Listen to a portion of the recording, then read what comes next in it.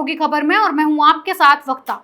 Bharatiya Janata party Uttar Pradesh में मुख्यमंत्री के चेहरा होंगे। उन्हीं की लीडरशिप में बीजेपी चुनाव लड़ेगी। इस खबर के आते ही विपक्ष की टूलकिट गैंग का झूठ एक प्रोपेगेंडा एक बार फिर से बेनकाब हो गया है।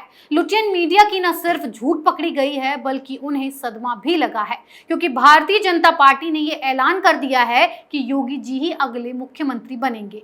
2 दिन पहले तक अखबार, टीवी और सोशल मीडिया में एक माहौल बनाया जा रहा था कि प्रधानमंत्री मोदी और योगी आदित्यनाथ में मतभेद हो गया है। अब लोगों को समझ में आ गया कि योगी और मोदी के बीच कोई मतभेद नहीं थे, बल्कि मीडिया के द्वारा मतभेद पैदा करने की कोशिश हो रही थी।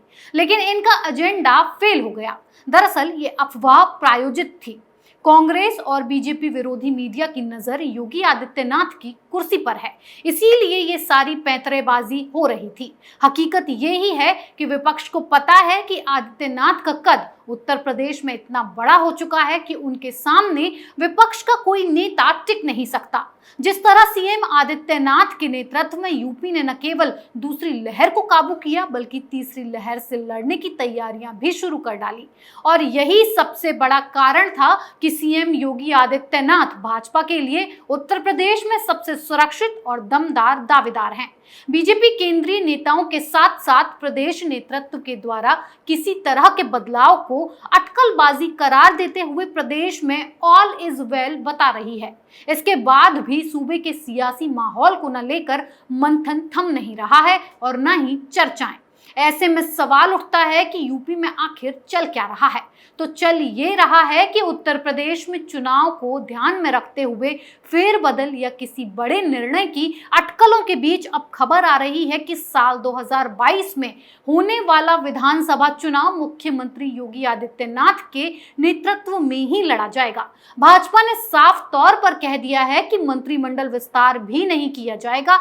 तो एक तो ये सबसे बड़ा तमाचा है विपक्ष के मुंह पर, जो ताक लगाए बैठे थे कि इस बार यूपी की सियासत उनकी ही होगी। ये अटकलें शुरू कहां से हुई, आपको बताते हैं। असल में भाजपा के राष्ट्रीय संगठन महामंत्री बीएल संतोष के यूपी दौरे के बाद से ही लगातार ये अटकलें चल रही थी कि उत्तर प्रदेश के अंदर मंत्रिमंडल में फेरबदल हो सकता है।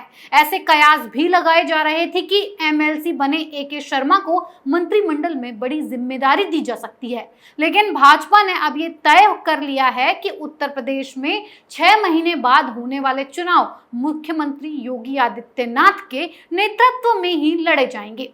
इन सभी अटकलों के बीच ही पूर्व कृषि मंत्री और प्रदेश प्रभारी राधा मोहन सिंह ने यूपी की राज्यपाल आनंदीबेन पटेल से मुलाकात की। इस मुलाकात के बाद भी मंत्रिमंडल में फेरबदल की संभावना जताई गई। पर 100 बात की एक बात, भाजपा के लिए अब भी सीएम आदित्यनाथ ही यूपी में सबसे बड़ा चेहरा है। और ये बात हम नहीं कह रहे हैं बल्कि ये सभी को पता है कि कोरोना वायरस संक्रमण के दौरान उत्तर प्रदेश की सरकार ने जिस तरीके से काम किया है, यूपी का मॉडल जिस तरह से पूरे विश्व में वाहवाही बटोर रहा है, वो अपने आप में ही काबिले तारीफ है। चाहे वो वोटिंग हो या टेस्टिंग हो, टीकाकरण हो, यूपी की योगी सरकार ने हर मोर्चे पर बेहतर काम करके दिखाया है। इतनी अफवाहें उड़ने के बाद भी सीएम आदित्यनाथ की लोकप्रियता में कोई कमी नहीं दिखाई दी। देश का सबसे बड़ा और ज्यादा पॉपुलेशन वाला राज्य होने के बावजूद यूपी में संक्रमण के मामलों में भी कमी देखने को मिली और दूसरे राज्यों की तुलना में मौतें भी कम हुई। और योगी जी के काम का डंका ऐसा पिटा कि विपक्षी दल के गले का पानी सूख गया और बस अफवाहों का बाजार ही गर्म कर डाला। पर हाथ कुछ नहीं आया। चुनाव को ध्यान में रखते हुए बड़े ही सूक्ष्म बदलाव किए जा सकते हैं, लेकिन कोई बड़ा फेरबदल नहीं किया जाएगा।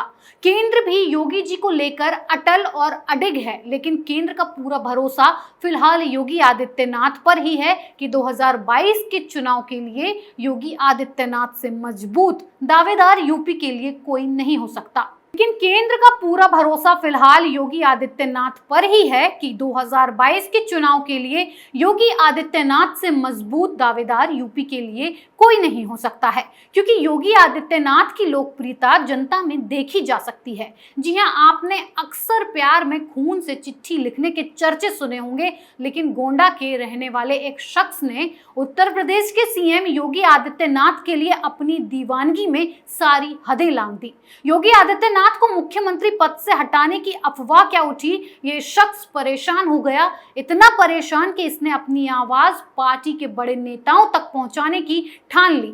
इस शख्स ने अपने खून से चिट्ठी लिखकर बीजेपी अध्यक्ष तक अपनी बात पहुंचा दी।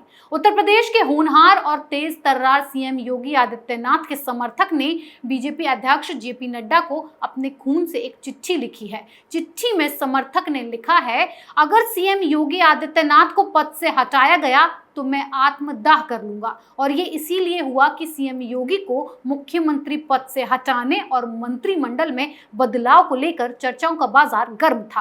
सीएम योगी के समर्थकों में इसकी नाराजगी भी साफ देखी जा सकती है। गोंडा के निवासी सोनू ठाकुर ने अपने खून से बीजेपी अध्यक्ष जेपी नड्डा को चिट्ठी लिखकर सीएम योगी को उनके पद से नहीं हटाने की मांग की है। इसी के साथ सोनू ने यह भी साफ कर दिया कि अगर ऐसा किया गया तो वो लखनऊ बीजेपी कार्यालय के सामने आत्मदाह कर लेगा। सोनू ने कहा है कि अगर ऐसा हुआ तो इसके लिए प्रदेश स्तर के नेता जिम्मेदार होंगे। तो वहीं दूसरी तरफ केंद्र के साथ भी कई बैठकें हुई, जिसमें यह साफ साफ कहा गया है कि योगी को यूपी से हटाने का कोई इरादा नहीं है। वहीं 6 जून को ही बीजेपी के प्रदेश प्रभारी राधा मोहन सिंह ने यूपी की राज्यपाल आनंदीबेन पटेल से मुलाकात की और उन्हें एक बंद लिफाफा सौंपा।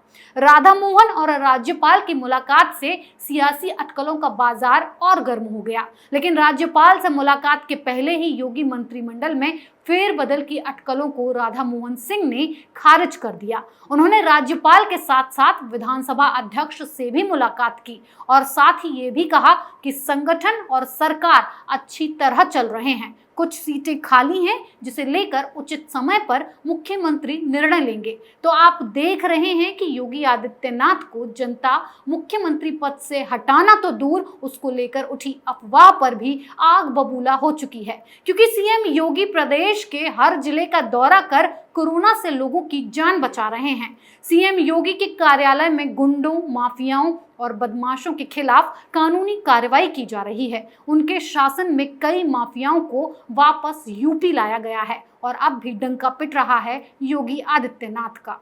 योगी जी जैसा मुख्यमंत्री कोई नहीं है और योगी जी के जितना किसी ने काम भी नहीं किया है, और इससे पहले की सरकारें सभी ने देखी हैं जो प्रदेश को लूट लेते थे। योगी जी की सरकार में कानून का राज है, कानून व्यवस्था है जो प्रदेश को बेहतर बना रही है। तो योगी जी के काम के आगे किसी भी विपक्षी पार्टी के पैंतरे काम नहीं आएंगे, और ये साफ हो गया है कि 2022 का चुनाव फिर एक बार योगी आदित्यनाथ की अगुवाई में ही लड़ा जाएगा। उनसे बेहतर और लाजवाब विकल्प मिल पाना नामुमकिन है। योगी जी के खिलाफ उड़ रही अफवाहों के एपिसोड में फिलहाल इतना ही। बने रहिए कैपिटल टीवी के साथ, पर हर खबर के पीछे की खबर हम आपके लिए लाते रहेंगे। नमस्कार।